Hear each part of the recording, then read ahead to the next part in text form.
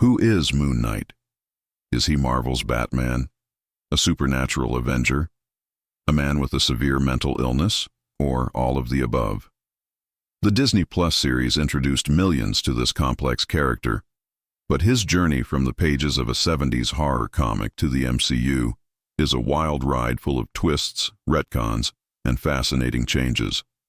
Today, we're diving deep into the secret origin of Moon Knight, comparing his comic book history with his live-action debut to see just how Marvel's brutal vigilante evolved. This isn't just about what the show changed. It's about why it changed, and what it tells us about the character's core identity. So, grab your crescent darts and let's explore the many faces of the Fist of Khonshu. Let's travel back to 1975, to the pages of Werewolf by Night, issue 32. This is where Moon Knight makes his first ever appearance. But he's not the hero we know. Hired by a shadowy organization called the Committee, Marc Spector is a ruthless mercenary, tasked with capturing the werewolf Jack Russell for a hefty paycheck. He's kitted out with silver weapons and a striking white costume, designed to be a formidable antagonist. In his first outing, he's basically a villain. But writers Doug Moench and Don Perlin saw potential. They gave him a conscience, and by the end of the story, he helps the werewolf escape and turns on his employers. This glimpse of morality was the seed that would blossom into a full-fledged hero. After a few more guest appearances, Marvel decided to give him his own backstory. In the comics, Marc Spector is a former Marine, boxer, and CIA operative who becomes a hardened mercenary. His life takes a drastic turn in Sudan, near the tomb of the pharaoh Seti III. Working for the brutal terrorist Raoul Bushman, Marc is disgusted when Bushman attacks an archaeological dig and murders Dr. Al Roan. Trying to do the right thing, Marc helps Al Roan's daughter Marlene escape, but he's beaten senseless by Bushman and left for dead in the freezing desert night. Marlene and her crew carry his seemingly lifeless body into the pharaoh's tomb and lay him before a statue of the Egyptian moon god, Khonshu. In that moment, something incredible happens. Marc's heart stops, but then he has a vision of Khonshu, who offers him a second chance at life in exchange for becoming his avatar on Earth, his fist of vengeance. Marc agrees, miraculously rises, defeats Bushman's forces, and returns to the United States with Marlene, the ancient statue, and a newfound purpose. Now, this is where the classic Moon Knight setup begins. To fund his new mission and gather information from all levels of society, Marc creates not one, but two new identities. There's Stephen Grant, the suave millionaire who finances his high-tech gadgets and moves through high society. Think Bruce Wayne, but with an ancient Egyptian god whispering in his ear. Then there's Jake Lockley, a gritty, salt-of-the-earth taxi driver who keeps his ear to the ground, gathering intel from the streets. With his pilot and partner Frenchie at his side, this trinity of Marc, Stephen, and Jake work together to fight crime as Moon Knight. For years, these identities were treated as strategic personas, elaborate disguises that Marc put on to serve his mission. The question of his sanity was always there, especially the big one. Is Khonshu real, or just a hallucination born from a near-death experience? The comics intentionally kept this ambiguous for a very long time, making readers wonder if he was truly a supernatural avatar or a man creating a coping mechanism. The MCU, however, flips this entire dynamic on its head.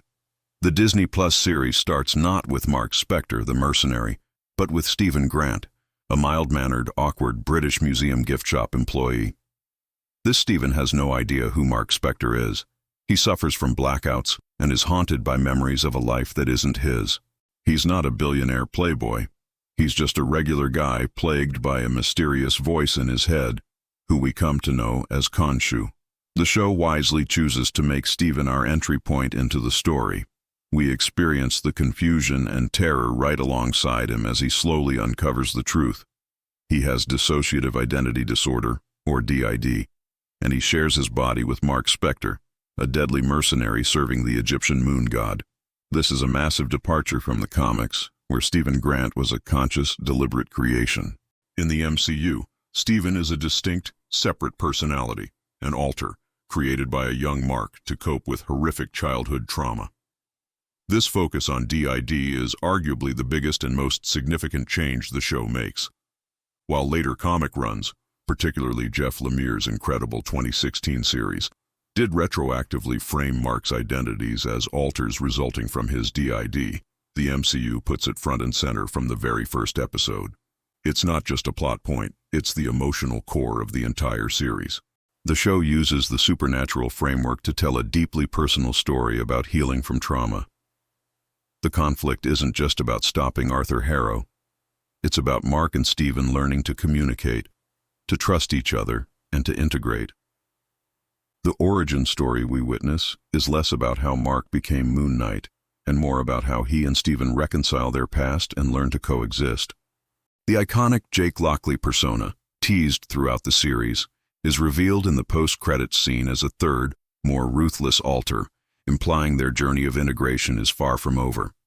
This is a brilliant evolution of the source material. What about Khonshu himself? In the comics, Khonshu is often portrayed as a manipulative and demanding patron. He saved Marc, yes, but he expects absolute obedience. Their relationship is contentious, with Marc often rebelling against the god's more bloodthirsty commands. The MCU keeps this dynamic but elevates it. Khonshu, voiced perfectly by F. Murray Abraham, is a terrifying, manipulative, and even abusive figure. He preys on Marc's vulnerability, binding him into service and threatening his loved ones to ensure his compliance. He needs an avatar, and he doesn't care about the human cost. This makes Marc's service feel less like a heroic calling and more like a curse he's desperately trying to manage. The show makes it clear. Khonshu is real, and he is not a benevolent god. He's a cosmic parasite. The supporting cast also gets a modern makeover. Marlene Alraun, Marc's longtime love interest in the comics, is transformed into Layla El Fowley. Layla isn't just a damsel or a sidekick. She's an accomplished adventurer and archaeologist in her own right, with a personal stake in the story tied to her father's murder, a murder Marc was present for. Her journey culminates in her becoming the Scarlet Scarab, the temporary avatar of the goddess Taweret, making her a hero in her own right. This gives her far more agency than Marlene often had.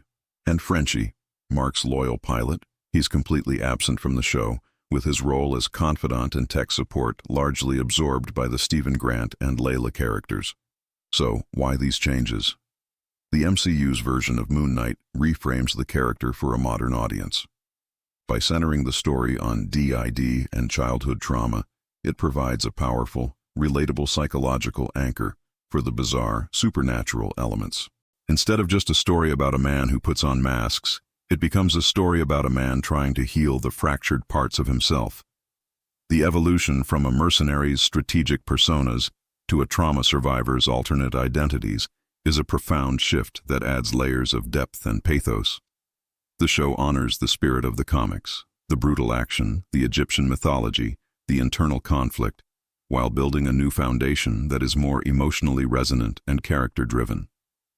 From a pulpy horror villain to a complex psychological superhero, Moon Knight's journey proves that even the most obscure characters can be reinvented in spectacular fashion. What was your favorite change? Let me know in the comments.